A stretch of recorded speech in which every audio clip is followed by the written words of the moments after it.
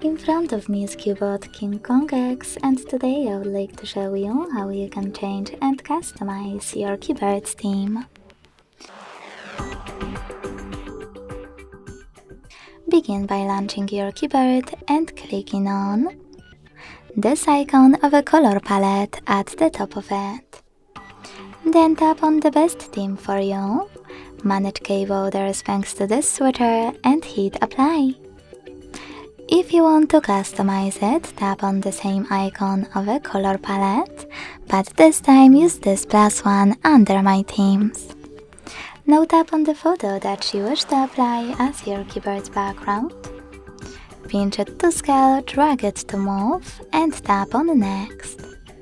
Adjust brightness by swiping left or right.